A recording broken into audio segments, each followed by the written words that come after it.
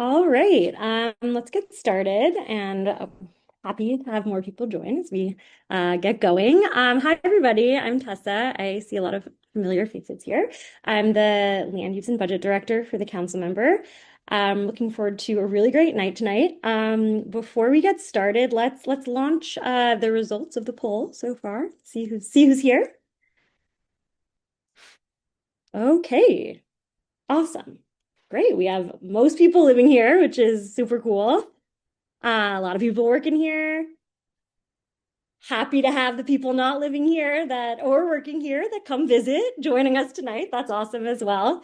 And great to see that people are being active in our district. So let's look at uh, who participated so far in the process.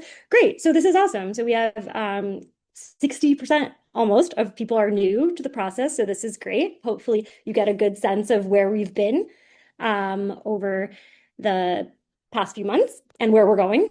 And great. It looks like we have a bunch of people as well who have been active in some way or another in the process. So that's great. So a little bit of housekeeping to start off the agenda. We're going to start with some remarks from the council member. We'll turn it over to the council land use team for their brilliant presentation about the guidelines that came out of our visioning process. And then we'll turn it back to the council member to discuss some next steps. And then after that, we'll do a short Q&A. So if you have questions substantively as the report is being presented, please put them in the Q&A and we may be able to answer them with the time that we have. Otherwise, there's going to be opportunity for you to give feedback after the presentation, written, in which case we'll answer it in the upcoming week. Just yeah, quick housekeeping note: Q&A is the only way to communicate with us tonight. So yeah, I don't think I have anything else to start off with, so I'll turn it over to the council member. All right. Thank you, Tessa. Hey, everybody. Councilmember Tiffany Kalan. My pronouns are she, her. I'm excited that y'all are here. Super humbled and grateful for everyone's participation this summer through whether it was like open houses, the survey, or if it's your first time here this evening, welcome. It's been super energizing to just be among neighbors who care so deeply about the future of our community. I've said this if this is your first time, I've said this at a lot of the open houses that it's been sort of difficult and frustrating to kind of deal with applications around development or housing on kind of an ad hoc, a lot at a time basis that really it doesn't start with community. It starts from, the owner or the developer on a particular parcel, and it doesn't really, it's not designed in a way to really center not just the thing that they're trying to do on a space, but also everything around that makes life what it is here in our neighborhood and the things that we want for ourselves, our families, our neighbors on a day-to-day basis. And I had a lot of fun at the open houses, just seeing different neighbors coming at it from different perspectives, but then also finding, and you'll learn in the results this evening, that there's like a lot of common threads around what people love about Astoria and what they really want to see to make it even better. So I'm going to be using that as sort of my North Star going forward.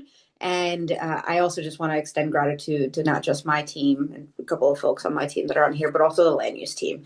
You're all going to see that they have done just an absolutely incredible job memorializing how space is used in the district and experienced in our district now. And they've made it so that I can distill, based on what all of you all have submitted to me, what priorities need to guide me when I'm thinking about land use for the remainder of my time in office. So I'm going to turn it over to them now. Thanks. Thank you so much, council member. Hi, everyone. Thanks so much for being here tonight. My name is Dana Leventhal. I am a borough planner with City Council's Planning and Land Use Division, and we have a couple more folks from our team that are here tonight who will also be presenting. So I want to give Brian and Sage a chance to introduce themselves as well. Hello, Brian Paul, Deputy Director of Planning and Land Use Division. I've been at the council almost 12 years now. term limited out soon. And it's really exciting to work on this and to try to bring more proactive planning to the district and Queens in general. So I'm very happy to be here tonight. And we also have Sage Dumont from our division here. Yeah, hi, my name is Sage Dumont. I am a community planner at the City Council's Planning and Land Use Division, and very excited to be presenting this work that we've been working so hard on. Amazing. Thank you so much. Okay, so let's kick it off. Next slide, please. Okay, so today we'll be reporting back what we learned throughout this community visioning process for Council District 22 and presenting some community planning guidelines. The guidelines reflect the past 6 months of engagement with I'm sorry, residents. heads up, I don't think we see the slide. Am I wrong on Oh, that or? you don't see the slide. Does anyone else? Tessa, can you see the slide? I see the agenda slide. Oh, wow. Okay. And maybe it's just me then. I don't see the slides. Okay, carry on. Okay, hopefully that gets figured out, but let us know. So the guidelines reflect the past 6 months of engagement with residents, with community groups, and with local partners. So this is what we'll cover today. We'll start with an intro and the purpose of the report. Next, we'll walk through the engagement process, how we gathered data and feedback. We will summarize key findings from the existing conditions analysis and from the engagement. And after that, we'll share the community planning guidelines, which were developed based on the priorities that we heard from everyone throughout the past few months. And then finally, we will outline next steps. Okay, next slide. There we go. So the purpose of this whole process was to engage the community on key issues, to identify strengths, challenges, and shared goals. And then the report, which everyone is getting a sneak peek of tonight, since it's not published yet, but it will be published soon. The report can serve as a resource for Councilmember Caban, for Community Board 1, city agencies, developers, residents, and it can strengthen ongoing community planning conversations. Next slide. So this is a quick look at the boundaries of the district. I think most people in the room are familiar. So this is the geographic area that helps frame the topics that we will discuss tonight. And then a little bit on process. So we wanted the process to be shaped by community input and grounded in data. Next slide. So we started with existing conditions research, followed by several rounds of engagement, which included focus groups, a survey, a kickoff meeting that was at PS 85 back in June, and open house workshops at various libraries throughout the district. And right now we are at the report back stage where we're sharing what we learned and we're sharing guidelines that the feedback has shaped. Next slide. Our engagement reached a pretty broad cross-section of the community. So we had 782 survey responses and pretty strong turnout at our events. And the feedback we received is what really forms the backbone of the guidelines that we'll be going over later tonight. Next slide. So the community planning guidelines report is structured into 3 main sections. There's the existing conditions section where we analyze demographics, housing, jobs, transportation, land use, and created kind of a snapshot in time of the current status across those topics. In community engagement findings, we synthesized all of the feedback we heard over the course of the 6-month process. And then lastly, in the community planning guidelines section, that outlines sort of the tools that we have to implement the principles that the community has and the desires that they expressed throughout the process. Next slide, please. So I'll start with an overview of what we found through our existing conditions analysis. which will include demographics and housing info based on data from the Census Bureau, as well as data from the Department of City Planning, Housing Preservation and Development, and will also cover jobs, transportation, and land use data as well. Okay, so starting with some population data, when we look at population trends in the district, there are some pretty clear shifts that we could see. So starting with the bar chart on the left, most of the recent population growth in the district was driven by households that tend to have higher incomes and higher education levels compared with New York City overall, as well as smaller household sizes. And then as we see in the chart on the top right, we also see that the district has a larger share of working age adults than the city as a whole. So for the district, over 50% of residents are between 20 and 44 years old, whereas for the city as a whole, it's about 39% are in that age group. And at the same time, there are fewer children and fewer seniors relative to citywide. And finally, the district remains very diverse. More than a third of residents were born outside of the United States. However, the share of first-generation residents has declined over the past decade, shifting from 44% down to 36%. Next slide. On the topic of the housing stock, so District 22 has 77,000 housing units, and most of those households, about 80%, are renters and 20% are homeowners. And just under half of all rental units are rent stabilized. So when we say rent stabilized, though that's a type of rent regulated housing. It's most common in New York City for buildings that were built between 1947 and 1974, and they have 6 or more residential units. So for rent stabilized units, they have protections that include limits on how much rent can increase annually, which are set by the Rent Guidelines Board, right to a lease renewal, and eviction protections, which require legal cause from landlords. Much of the housing in the district is in small buildings that have less than 6 units, so most homes are not rent stabilized.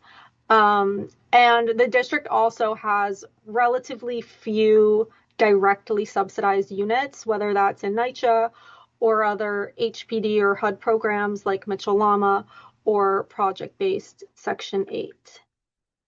Next slide, please.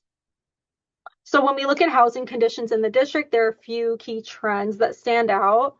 Starting with the bar chart on the left, both median rents and home values in the district are not only higher than the citywide average, but they're also increasing at a faster rate. Whereas 10 to 15 years ago, during the 26 to 2010 period, incomes and education levels in this district were much more aligned with citywide rates. And then moving along to the bar chart on the right, with rents continuing to rise and very limited affordable options available, about 45% of households are now rent burdened, meaning that they spend more than a third of their income on housing. So taken together, these trends really show how difficult it has become to find stable and affordable housing in the district. Next slide. And now on the topic of jobs and transportation, there are almost 50,000 jobs located in the district. These jobs are heavily concentrated in public administration, construction, healthcare, and social assistance. In terms of how residents get to work, we see in this chart on the left that there is a slight majority that rely on public transit at 53% as their primary mode of commuting. About 21% drive to work if we add up driving alone and carpooling. And overall, just under half of households, around 46% of households, own at least one car. And then, not surprisingly, Midtown Manhattan is the top destination for District 22 commuters, given the relatively strong subway access that connects the district to the city's core job centers. And with that, I will turn it over to Brian to tell us about zoning, land use, and development in the district. Thank you, Dana. Believe it or not, we can get even wonkier than that when we start talking about zoning. And just to prepare for that, it's helpful to revisit really quickly, for those who may not be super familiar, what is zoning all about? Zoning is the set of regulations that controls how properties can be used and developed. Basically, use, what can be in the building, homes, stores, industrial, and bulk, which is how large the building can be, how tall it can be, how far it has to be set back from the sidewalk, and things like that. And it sets these rules, and most of the time if somebody is developing a property, they are following the existing zoning rules, and that is called a New York City as of right development, which means they file the permits with DOB. DOB says, yes, this follows the current zoning, and they are allowed to build. There's no special permission by city planning or the city council. Next slide, please. So yeah, just to recap what zoning does, regulates the use and bulk of the building. It can also require affordable housing, which we'll just get into in a minute. And it can also have incentives for other certain uses that the community may want to see, like supermarkets or community facilities and things like that. Zoning rules alone do not force anybody to take action with their and develop. And people will only generally develop new buildings if the zoning aligns with the market. And where you have zoning that is out of date or a mismatch is where you start to see a lot of those applications come through public review, where somebody wants to build something different than zoning allows. Those individual site by site, block by block, with the developer applies for rezoning. Next slide, please. And one more point of explanation. If you're on the community board or have dealt with housing development in any form, you probably know this well, but for others, it's important to note affordable housing. The role of affordable housing, income eligibility and rents are set by AMI, area median income, which is calculated each year by HPD, with a methodology required by the federal government. And what is an affordable rent is pegged roughly to 30% of the household income. So you'll see on these charts, if you are a family of four making about 80,000, you're currently in the 50 AMI range. And you would be able to apply for a 2-bedroom apartment about $1,800 a month. And you may notice from these charts, once you get up 80 and 100, and certainly higher than that, it's really the incomes get pretty high and the rents get pretty high, pretty much close or even above when you get to the 120 and higher, what's market rate. So that's why when we talk about affordable housing and deeply affordable, we're really talking about 60 AMI and below at this point, based on the way these numbers have evolved, and especially the 30, 40, and 50 AMI categories here are deeply affordable, way below what you can find on the open market generally. Next slide, please. And there is a zoning tool called mandatory inclusionary housing that by which the city can require new development to include deeply affordable units, especially through these two options, option 1 and option 3, and which by which we can require 20 to 25% truly deeply affordable at the range of 40, 50, 60 AMI. As you saw with the chart on the prior slide, that is well below market. Next slide, please. Okay, zoning in the district. This is a simplified zoning map of the district. Shades of yellow are zoning that allows housing. The lighter colors are what city planners would call low density allows only 5 stories or less. And the darker orange colors are where taller apartments are allowed. Usually in this district, that's like 8 to 14 stories. And the pink are where buildings with commercial are allowed. And purple, finally, are manufacturing zones where development is limited to commercial and industrial and housing is not allowed. So this is the basic zoning that has controlled what gets built in the district over the last 15 years. And we're gonna do a fun little quiz question here for a minute and wondering, asking you to guess over the last 15 years since 2010, how many new apartments do you think have been built in District 22? Well, take a minute to pop that question up.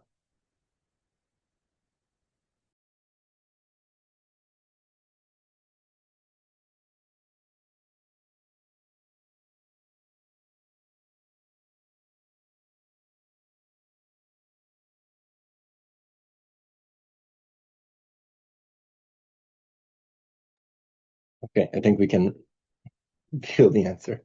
See. Did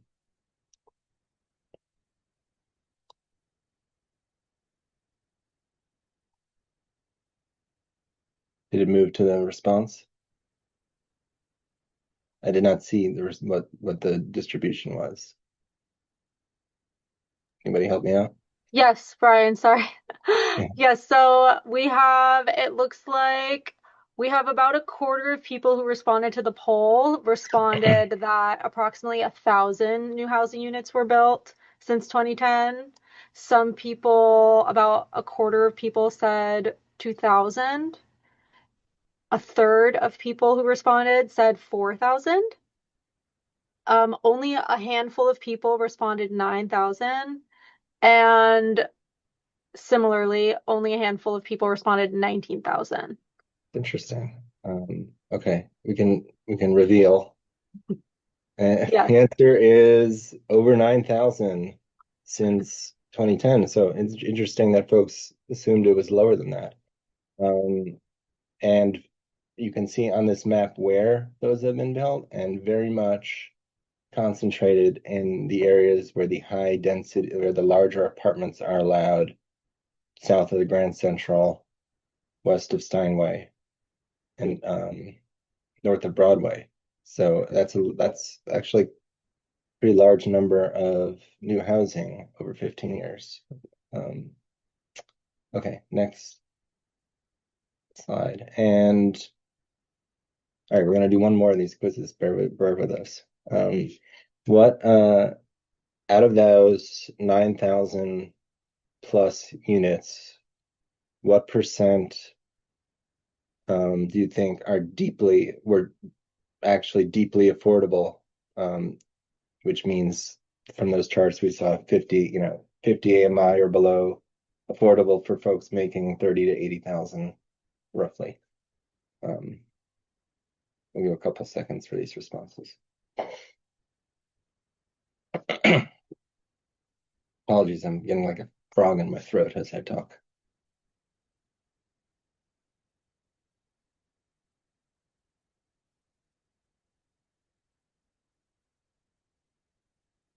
All right, give a second to think about this one, and then I think we can pop the answer. Okay. Yeah, thank you. So the responses are 37% of people who responded to the poll said 3% are deeply affordable. 11 people said 6% are deeply affordable. 29% said that 14% of units are deeply affordable, and one person responded to the poll that 24% of units are deeply affordable. Okay, and yes, the answer is only 3%. Only about a little less than 300 new units at 50 AMI or below over the last decade.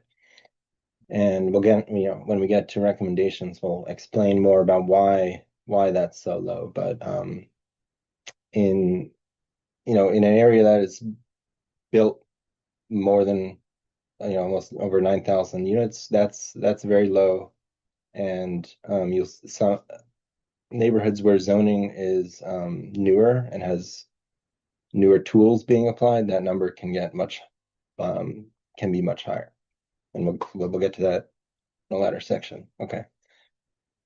And just real quickly, more about zoning, if you can bear it. Unlike most cities, New York City does not have a set timeline to update zoning, like every 10 years, for example. The last time the city completely rewrote zoning was over 60 years ago in 1961. And so all these areas in gray shade on the map have zoning that has not changed since 1961. There have been a couple of larger city-led, which means that the Department of City Planning is the applicant rezonings, but not for a long time.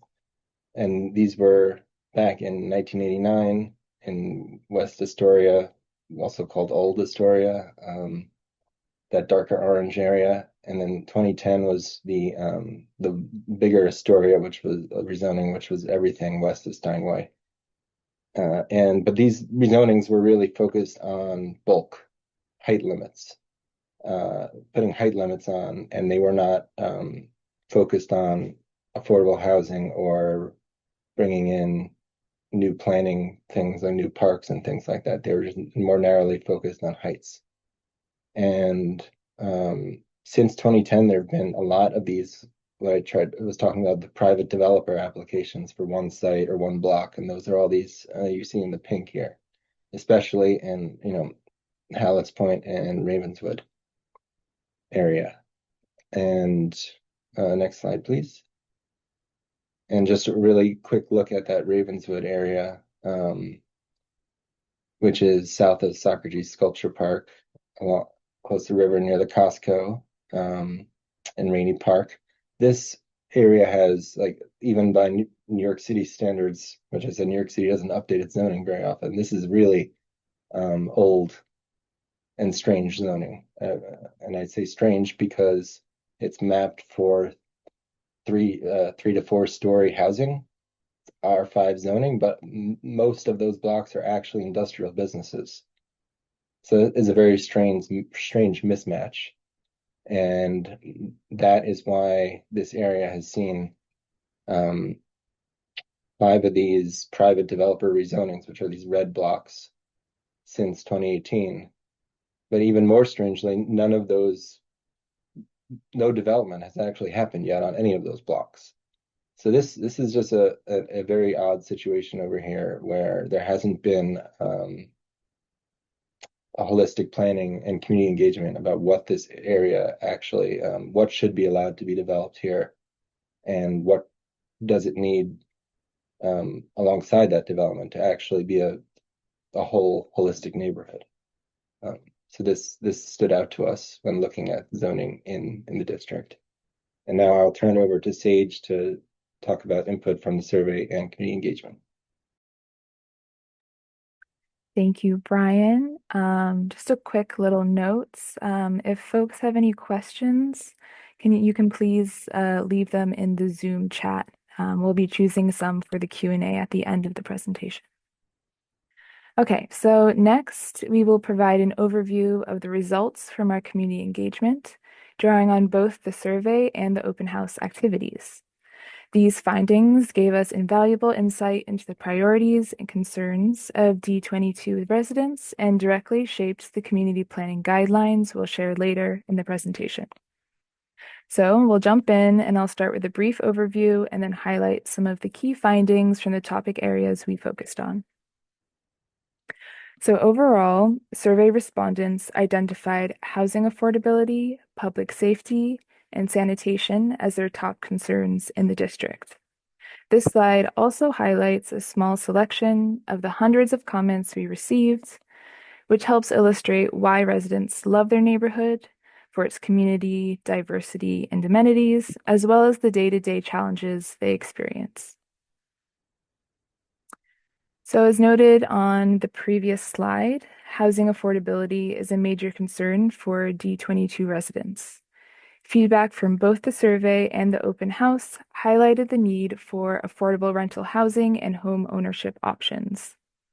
Residents identified several specific challenges as both renters and homeowners, including difficulty paying rent, utilities or property taxes, managing or receiving repairs and maintenance, and having too few bedrooms to meet their household needs. Continuing the topic of housing, we asked open house attendees where they would like to see new housing developments in the district. On this map, you can see the locations participants identified for potential high-rise housing. So you can see them along the East River near the Costco, along the major corridor of the 21st Street, and in areas close to transit, particularly along the 31st Street and in the southern corner of the district where the MR subway loops through. So regarding small businesses and economic development in D22, survey respondents noted challenges such as high turnover, unaffordable commercial rents, and difficulty accessing financing. The map on the right shows where open house attendees place stickers to indicate thriving and struggling businesses in their neighborhood. The thriving businesses, which are the green circles, cluster around the east-west corridors, such as Ditmars Boulevard, 31st Ave, and Broadway. The struggling businesses, the pink circles, appear along Astoria Boulevard, near Ravenswood houses, on the southern part of Steinway Street, and scattered throughout the district. Now we're going to talk about community services and amenities. We asked open house attendees whether they had to leave their neighborhood to access certain amenities. The chart